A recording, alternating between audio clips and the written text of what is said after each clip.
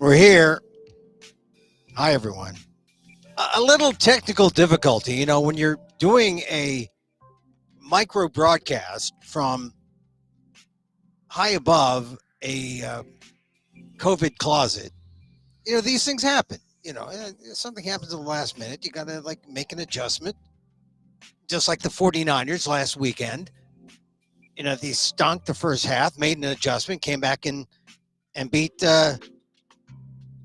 Who were they playing? Oh, they're playing the Lions, the Detroit Lions. Oh, we talked about that. If you were listening to Emil Amok's Takeout 644 and 643, welcome to Emil Amok's Takeout 645. We are coming to you, like I said, the day after, on all the pages. If you go by the newspapers, right? If you still get a newspaper, look at that. There he is. There's the Asian American parent of the hour, right? Of course, you say, I don't see an Asian American there on the front page of the New York Times. There he was, Mark Zuckerberg, with Priscilla Chan. He's an Asian American parent. And there he was in the Wall Street Journal.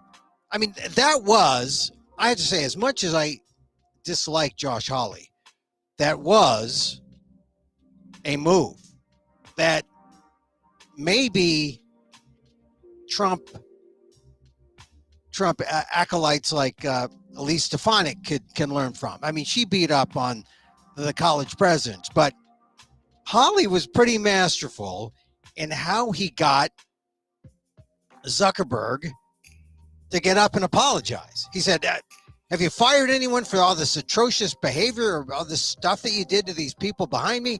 Have you compensated these people? Have you started a fund? Do you want to apologize to these people now in front of national TV? And what could Zuckerberg do? I mean, he didn't try to, duck out. I mean, he didn't say the best thing he could have. I mean, he didn't take full responsibility, but he did get up and apologize to these parents there, saying, I hope, I'm sorry for what you experienced. And then he went back to, we're trying to put these tools, these first-class tools, but, there it was. He got up, he apologized. It's maybe the beginning. I mean, he's not wearing his hoodie anymore. He's wearing a suit and a tie, looking very corporate, because if you will remember at the beginning of Facebook, I mean, people doubted whether or not they had the ability to make money. Can you believe that? When Facebook first started, they said, oh, Facebook stock's going up, but there's no guarantee they know how to make any money. They can monetize this thing. And now here they are. Meta, right? And so he's evolved. He's now a full-blown capitalist, but he's also an Asian American parent. And I think people need to see him as that, as a human being. Because I think he's just seen as money guy. But the more he shows that human side, the more he says, look, I'm a parent just like you. Asian American parent. Anyway, that's one of the things that struck me about yesterday. I talked about this in show 644, yesterday's show, but I wanted to come on to talk about my column today. Oh, by the way, welcome to Emil Amok's Takeout. My takes on all things considerable. We're here Monday through Friday, sometimes recorded, sometimes live, usually around 2 p.m. Pacific. We come on and talk about the news in a normal, regular news talk kind of way. We come on and we talk about the things that strike me, because the subtitle of this program is WDAAAT. What does an Asian American think? Because they rarely ask. They never ask.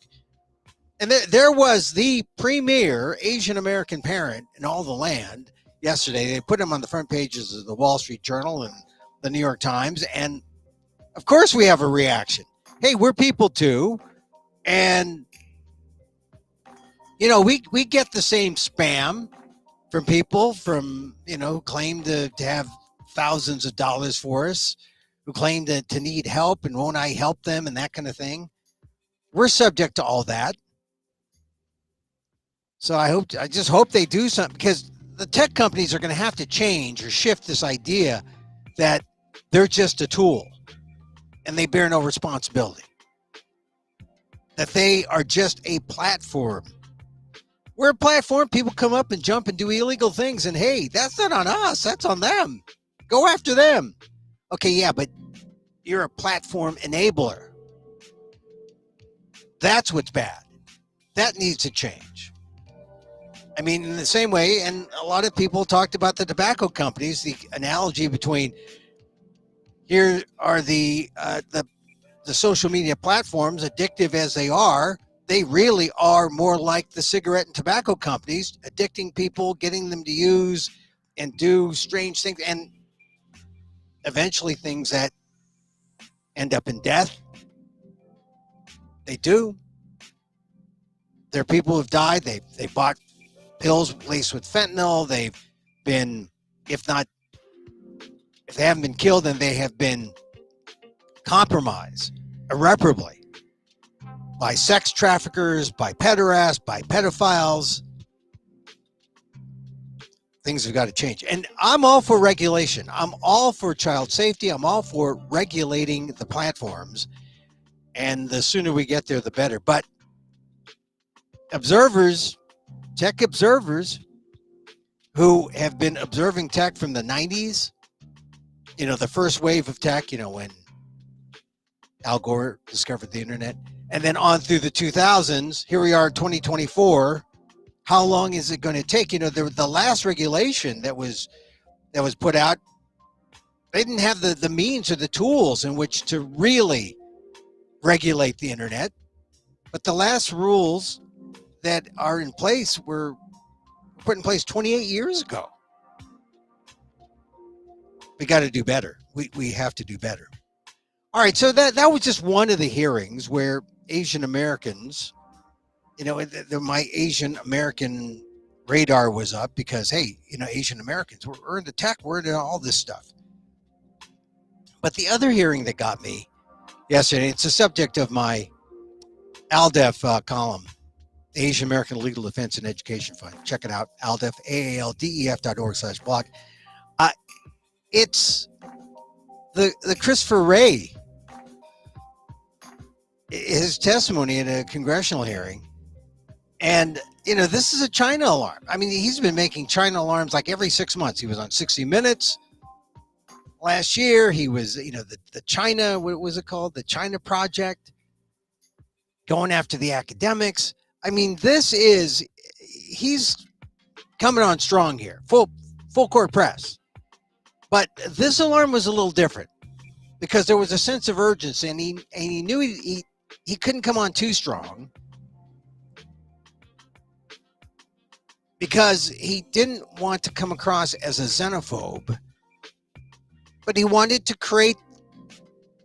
put people on alert. It's serious. So the alarm this time comes with a disclaimer. And my question is, does it really matter? Because frankly, if you're an Asian American of Chinese descent who loves computers or data science, whether you're an academic or not, you should be forewarned by the words of Christopher Wray yesterday. Because once again, the FBI director making news with another dire warning, this time at that congressional hearing yesterday. And Wray said point blank that, quote, China's multi-pronged assault on our national and economic security make it the defining threat of our generation. The defining threat of our generation. I mean, this is serious.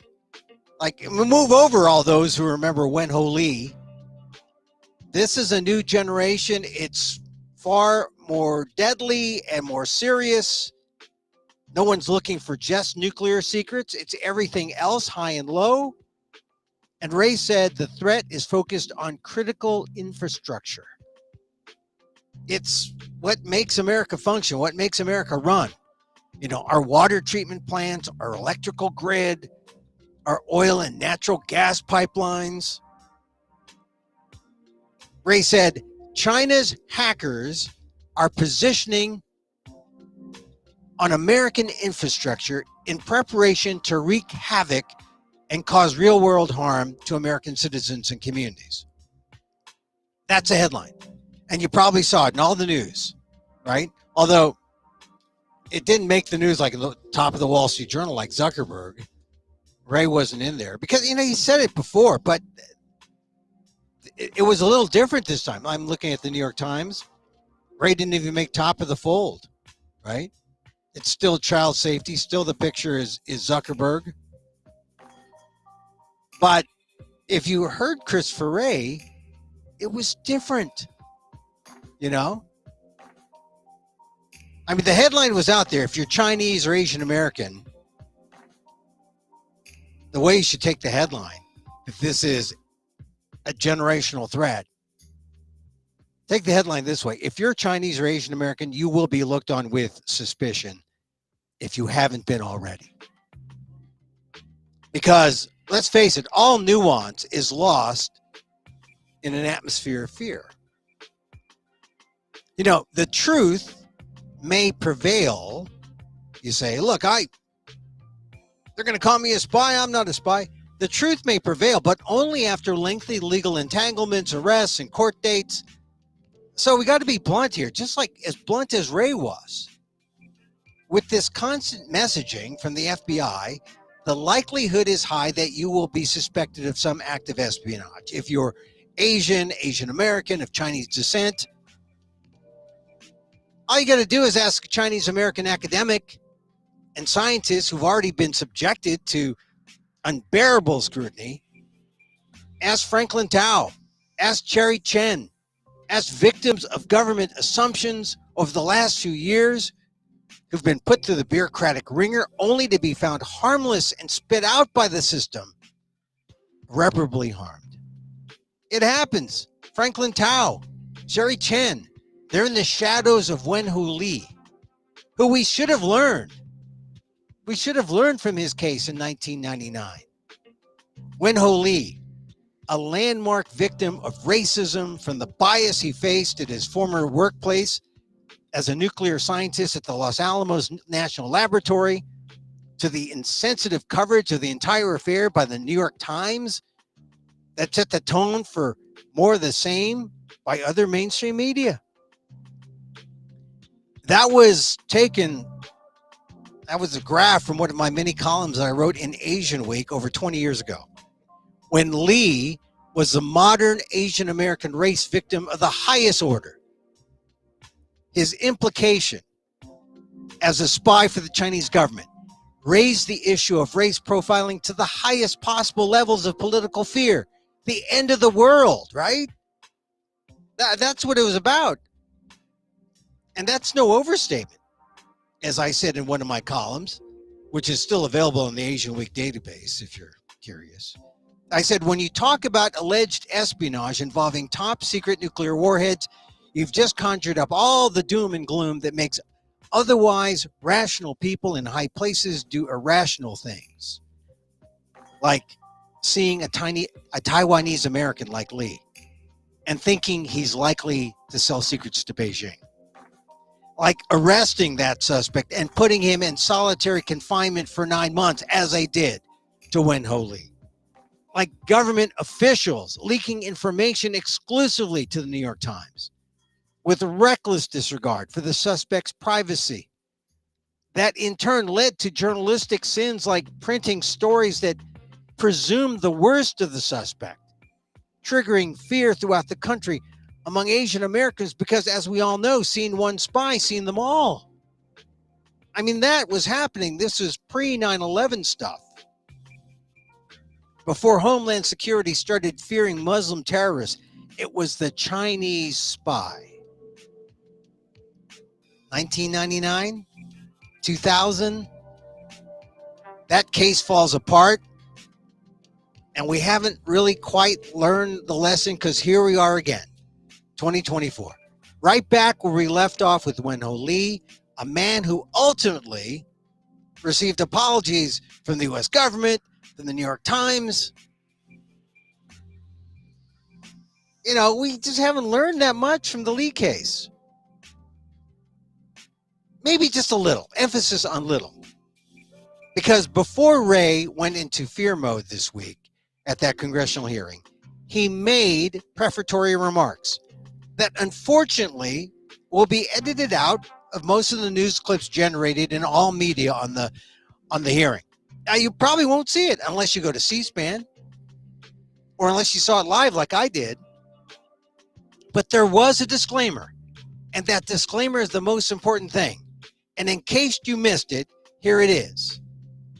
Before I go on, Ray said, I do want to make very clear that my comments today are not about the Chinese people and certainly not about Chinese Americans who contribute much to our country and are frankly often the victims of Chinese Communist Party aggression themselves. That's quite a disclaimer. Hey, I don't mean Chinese people. I don't mean Chinese Americans. But you know, people don't hear that. I mean, how many of you saw that graph in any news accounts of Ray's statements? Or in any of the sound bites or clips or the voiceovers, the anchor reads about that? Because, you know, it's not a big deal that Ray is coming out and saying that. He's been saying it almost like twice a year for the last 3 or 4 years. But there was a kind of urgency here. And Ray put a little extra emphasis. He said, when I talk about the threat posed by China, he said, I mean the government of China, in particular led by the CCP, the Chinese Communist Party. He said that. He spelled it out. He separated it from the people of China, from Chinese Americans. And I'm glad he did. I'm glad he put out that disclaimer after yet another blunt China alarm from him. But it did seem like all the other alarms he's put out, you know, despite the disclaimer. I mean, because not only is the threat even more real, but as Ray said, America is outnumbered 50-1 in terms of manpower assets fighting off the hackers. There is a sense of desperation that I feel that's different this time from Ray, as if it's a call for all hands on deck. And that means there's an implied, if you see something, say something message. In other words, watch out for those Asians. And we'll determine, you know, if you've done the right thing. That's what's scary about this. A little sense of desperation. We're outmanned 50-1.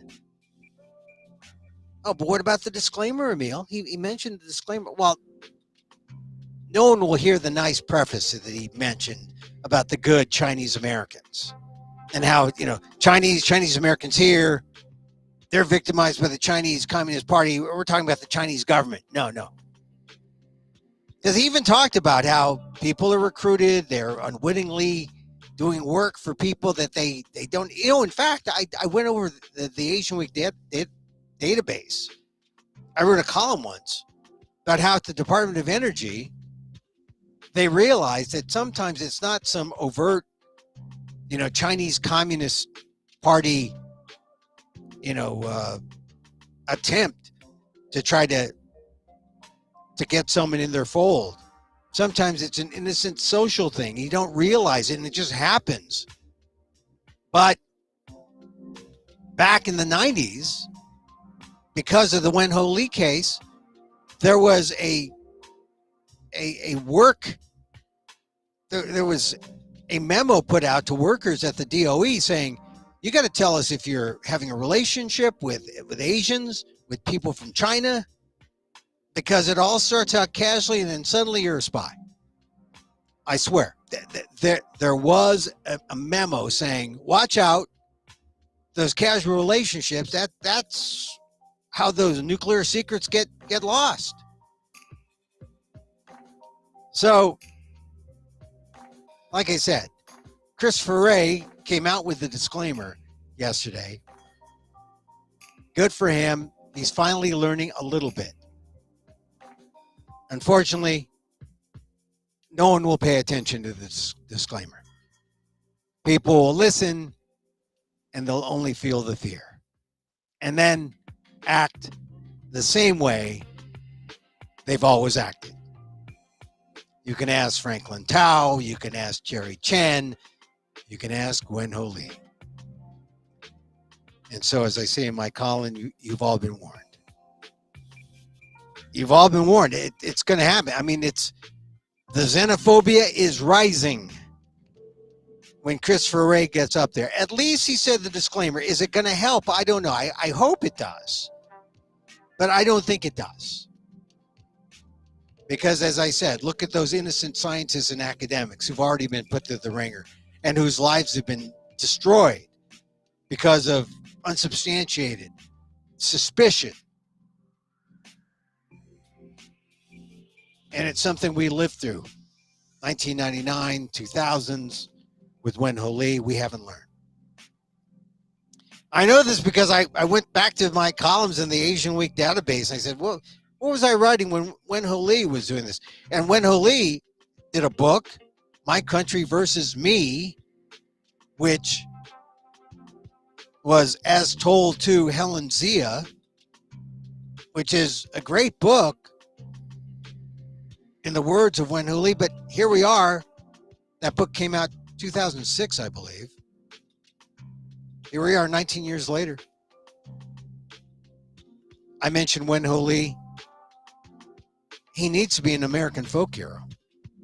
He needs to be an Asian American folk hero. Especially in times like these. Because if you haven't felt, it's coming. It's coming. And I just want to say that wasn't even the worst thing out of yesterday's. And there were two hearings, mind you. There were the Christopher Wray hearings, where he's talking about China as a threat. And then there were the child safety internet tech bro hearings. And there was a little bit of, there was a lot that should have concerned Asian Americans and all Americans, frankly. But in terms of our Asian American focus, there was a lot. And I'll get to more of the tech hearings in the subsequent show. Because they're man, when I heard a line of questioning, it bothered me. I mentioned it in show 644. I'll bring it up again in a future column for the Asian American Legal Defense and Education Fund. Boy.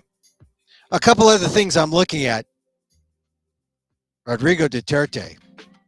I guess when you're a retired, you're a retired semi-dictator, retired strongman, what do? I mean, he's talking trash about Ferdinand Marcos Jr., who was enabled because Duterte stepped down and said, oh, my daughter will be vice president. You, Marcos, can be president.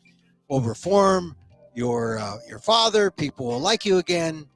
I think Duterte's having second thoughts about that.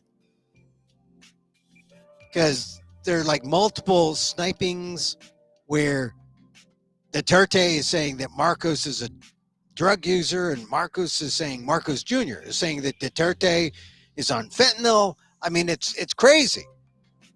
Things are falling apart in the Philippines. Because these are the two ruling families. And I don't see anyone stepping up saying, hey, look, we're the voice of the good for the Philippines. So I'm looking at that, watching that. Watching the border issue. I don't know what's going to happen with the border. You know, we're doing all this stupid stuff trying to impeach Mayorkas. When, you know, if they actually if Congress did something with their time so that they addressed issues at the border instead of trying to score political points, maybe we would have comprehensive immigration reform, something we haven't had in like almost 30 years. All right, so let's see. There's got to be something light in the news. I guess the lightest thing is, well, here's something. 23andMe, this is in the Wall Street Journal today, has fallen from $6 billion to nearly zero. Once hot DNA testing company is struggling to pivot to healthcare. Maybe because people don't want to know how much Filipino they have in them or how much whatever. Hey, thanks, but no thanks. Actually, I think some of the problems with 23andMe is that there's privacy issues. And if you actually do the DNA test and find that you have no white blood in you, well, do you want people to know that? I guess I don't know. I'm just scanning the headlines here. This is I didn't do 23. What did I do? I didn't do 23andMe. One of my kids did. I said, okay, if you did it, then I'll just I'll piggyback off your report. Oh, let's see. A couple other things. Oh, this whole Travis Kelce, Taylor Swift thing, and now if the New York Times did a front page story about it, then it's serious that the MAGA types are against it. They think there's some kind of conspiracy. I don't think there's a conspiracy, but I think it's nice. Travis Kelce, a big, not particularly good-looking guy. I mean, if you like that kind of semi-lumberjack look kind of guy, it's nice that he can attract a big pop star. I guess, and I'm not casting aspersion about the big pop star. I like the big pop star. In fact, I thought, when Joe Coy made that joke, I thought it was so unfair that they attacked Joe Coy. Because, Joe Coy likes white women. He likes white women. Chelsea Handler. Oh, she dumped him. And then, so it's innocent. All right. Do I have an exit story? I don't have an exit story. Although, the big news about General Austin saying, yeah, mistakes were made. When you're a reporter and you hear a newsmaker say mistakes were made, that's sort of like the standard answer. When you got me, got no defense, mistakes were made. That, when you've reported for as long as I have, when you hear a news source say mistakes were made, the story kind of writes itself. Oh, and then they said this. But, in some ways, I feel for General Austin because, number one, private guy, but he should have known that doesn't have that right as a public servant, especially someone of in that role.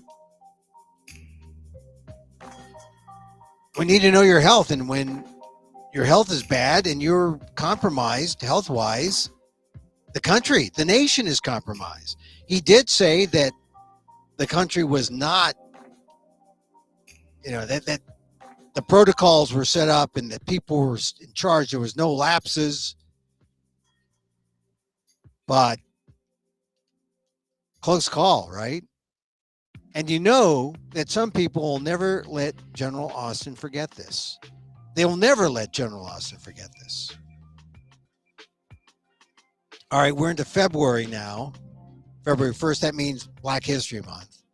So my favorite Black History Month story from an Asian American perspective is the David Fagan story, which I tell in my show, Emil, Amok, Lost NPR host. I'm doing a version of Emil Amok, and if you are saying that, oh, Emil, weren't you in New York a year ago? Yeah, I was in New York a year ago this time because the Fringe Festival was in February and March. This year, the New York, the Frigid Fringe has changed its name to the New York City Fringe, and they've changed the dates. And the dates now of the New York City Fringe are their April dates. So I'm going to be in New York in April, April 5th, April 8th, April 13th, the 19th, and the 21st. Let's see, that's 5 shows. I'm in 5 shows in New York City under St. Mark's. So if you go to New York City Fringe, I'm not sure if the ticketing website is up yet, but check it out. It's a new iteration of my show. Emil Amok, Lost NPR host, a wily Filipino and other stories. A wily Filipino. Now, if you're familiar with the phrase wily Filipino, you know that is Steve Martin's phrase. And I revisited the essay he wrote for the New Yorker, and I drew inspiration from the wily Filipino, and also I realized that my perspective on the wily Filipino has evolved, because when I first read it, I think back in like 2000, forget it, it was like early 2000s. When I first read it, I was upset because why was this guy, this icon, this guy with the arrow through his head, who I have admired and has been my comic hero, since the 70s? Why is he making fun of Filipinos? I thought it was like a punching down kind of move, and I think I said it aloud in one of my columns. And now, some 10, 15 years later, I read that and I'm cracking up. It's funny. And I drew inspiration to have it be a segment in my new show, Emil Amok, Lost NPR host. Anyway, it's at the New York City Fringe coming in April 5th. And then 5 shows, different times, April 8th, 13th, 19th, and 21st under St. Mark's. Check it out. Go to their website, New York City Fringe. And then, let's see. I'm doing a version of my show at the Fresno Rogue Festival, March 2nd, March 3rd, and March 7th, and March 9th. Fresno Rogue at the Lotus Room. Check that out. And I don't have the dates yet, but I will be in Orlando at the Orlando Fringe Festival, which is, I have to say, maybe the best Fringe Festival I've ever been to. People are there. The facilities are there. It's just a tip-top American Fringe. Fringe, is a tradition that goes back to Edinburgh, Scotland, and then they have Fringe festivals in all the English-speaking countries, Australia, New Zealand, Canada, and the American tour includes Orlando, and then a lot of the Fringers from Canada and Australia. I met them in Orlando, and they go on to Canada. So it's an arts underground. It's an arts theater underground that once you do 2, 3, 4, 5, 6 Fringes, I mean, it's just like you say, well, this is show business. You're going to see Emil Amok, Lost NPR. You're not going to see that on, and even if you were able to see it on Netflix or Amazon Prime, it wouldn't be the same as seeing it live at a Fringe festival. Okay, so I took care of the dates, took care of the times. Excited about the 49ers playing in the Super Bowl. I'm a 49er fan. And I I'm kind of, interested a little bit in the talk about, Brock Purdy, the quarterback, Mr. Irrelevant. It's going to be exciting. And playing against maybe the best quarterback of all time, Patrick Mahomes for the Kansas City Chiefs, it's going to be a great Super Bowl. I know that some people don't like sports, don't even mention it. We're not sports people. Well, how can you not be sports people? It's a fun game. It's just fun. It's not life. Now, some people are fanatics and they take it too far. But sports it's fun. It's the distraction we live for. When life gets too unbearable. But believe me, you can get crushed in sports. When your favorite team, like if you're from Detroit and your team lost, if you were from Buffalo, if you were from, all the other teams that lost, Baltimore, I feel for the Baltimoreans. I have a soft spot in my heart for Baltimore. I played the Baltimore Fringe, the Charm City Fringe. But, teaches you something. You reflect, you get up, you do it again. It's fun. Okay, we're going to end the show here. We like to meditate. Because that's the answer to all our questions. You get a little too upset about something, meditate. If you're a Baltimore Ravens fan, your team lost, meditate. Loving kindness, show love to yourself. Show it to others, it comes back twofold. That's the trick. And so, as I wish for me, I wish for you. May you be safe. May you be happy. May you be healthy. And may you live with ease. Hey, thank you for joining me. I know you have a choice in live podcasts at 2 p.m. Pacific. But maybe you're watching this recorded. But, thank you.